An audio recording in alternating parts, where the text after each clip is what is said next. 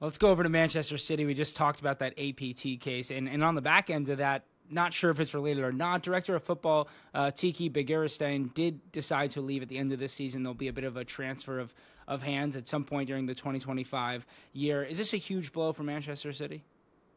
Look, I don't think it's anything at all to do with the situation legally with Man City. I think he'd always planned to go at this sort of juncture in his career. He is undoubtedly one of the greats in that sort of position. I don't think it's a blow for City because they've got Hugo Viana coming in, and there's going to be like a 6-month handover, which is fantastic. So I think if it had been a blow, then he may have gone and they've had to find somebody quickly, but that's not the case. There's been a real succession planning situation here, and City have done it very well. He will be a loss, I'm sure. He's got great knowledge, but I think probably having a younger guy coming in like Viana, give it a pair of fresh eyes. I think it's all very positive in terms of City from that point of view. And we know, obviously, Begiristain and Pep's relationship over the years. How does this affect the chances of keeping Pep around after the season? We know the rumors about him in England just started popping up this week as well. I think Pep's getting towards the end of his time at Man City. He's starting to, all these sort of little signs here or there are starting to show that he's becoming a little bit unsettled. He always strikes me as somebody who doesn't want to go through the motions. He likes a fresh challenge all the time. And I think he's starting to feel that he's done, he's had a lot of success with Man City. He's done it all. And I think just to keep repeating it, while it's a challenge in itself, I don't think it's the fresh sort of challenge that Pep needs. So I think we're starting to see that in the next year or two he'll be going. But do you expect him to potentially sign a 1-year extension, or do you think he'll just run out his contract this year and potentially take that England job? I think the England job would be below him, to be honest.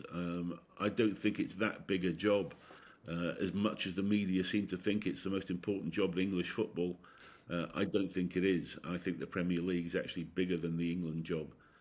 So I don't know if Pep could have any interest in doing something like the England job. I'd be very surprised if he does, and it would be my opinion that he won't take it. But I think he may well run out his contract this year. I think it's coming to the end of whether it's one more year, that may be possible. But I think it certainly is coming to the end. And the signing of Sporting Lisbon's Hugo Viana to take on that director of football role, beginning of a new era for Manchester City. Do we think this is potentially somebody who they believe could, help resurrect them should a relegation come?